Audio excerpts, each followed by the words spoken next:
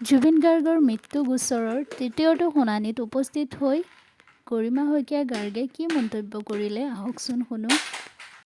তেওঁ কোৰ্টৰ পৰা ওলাই আহি সাক্ষাৎকাৰত ক'লে যে অমৃতপ্ৰভাৰ কাৰণে তেওঁৰ অধিবক্তাই বেইল পিটিশ্যন ফাইল কৰিছে আৰু চাৰ্জ হিয়াৰিং হৈছে। অমৃতপ্ৰভাৰ অধিবক্তাই আজি বেইলৰ কাৰণে পিটিশ্যন ফাইল কৰিছে, যিটো 17 তাৰিখত শুনানি হ'ব। অবজেকশ্যন হৈছে নে নাই? ইতিমধ্যে তেওঁ কোৱাৰ দৰে সিদ্ধাৰ্থ শৰ্মায়ো অধিবক্তা পাইছে। সিদ্ধাৰ্থ শৰ্মাৰ কাৰণে নিয়োগ কৰা অধিবক্তাজন হৈছে অনিল মিশ্ৰা। তেওঁ ভাৰ্চুৱেলি এতিয়া থাকিব আৰু তেওঁ সুপ্ৰিম কোৰ্টৰ অধিবক্তা বুলি গম পোৱা গৈছে। তেওঁলোকৰ টীমটোত আৰু বহুত অধিবক্তা আছে বুলি ইতিমধ্যে গম পোৱা গৈছে। শ্যামকানু মহন্তৰ বাবেও কলিকতাৰ পৰা বাহিৰৰ পৰা এটা টীম আহিছে বুলি ইতিমধ্যে গম পোৱা গৈছে। সকলোৱে এতিয়া নিজৰ নিজৰ কাৰণে অধিবক্তা নিয়োগ কৰিছে। শেখৰ জ্যোতি আৰু সন্দীপন গাৰ্গৰ কাৰণেও বেইল পিটিশ্যন ফাইল কৰা হৈছে ইতিমধ্যে।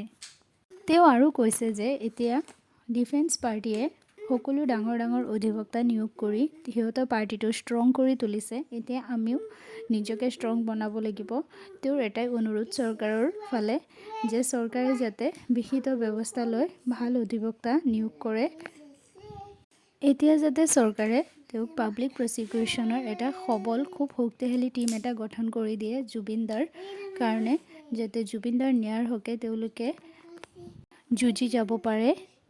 তেওঁ আৰু কৈছে যে এতিয়া এনেকুৱা অধিবক্তাৰ প্ৰয়োজন যিসকলৰ ওপৰত ৰাইজৰ আশা আছে, ৰাইজৰ ভৰসা আছে, যাতে ৰাইজৰ হকে তেওঁলোক জুবিন গাৰ্গৰ হৈ পেলাই জুবিন গাৰ্গৰ অন্তিম যুঁজখন যুঁজি যায়। আৰু তেওঁৰ চৰকাৰৰ প্ৰতি এটাই অনুৰোধ যাতে স্পেচিয়েল কোৰ্টৰ ব্যৱস্থা কৰে আৰু সেইখন কোৰ্টত যাতে ডে টু ডে হিয়াৰিং হয়। জুবিন গাৰ্গৰ মৃত্যুৰ শুনানিৰ কামখিনি যাতে সোনকালে আগবাঢ়ি যায়, এই গোটেই বিচাৰ প্ৰক্ৰিয়াটো আমি সম্পন্ন কৰিব লাগিব তেওঁৰ মতে। অভিযুক্তই যাতে উচিত শাস্তি পায় তাৰ বিহিত ব্যৱস্থা কৰিব লাগিব। আৰু তেওঁ কৈছে যে এই অভিযুক্তসকলক যেতিয়া তেওঁ দেখিছে তেওঁলোকৰ মুখত কোনো অনুতাপ বা অনুশোচনাৰ চিন নাই বুলি তেওঁ মন্তব্য কৰিছে।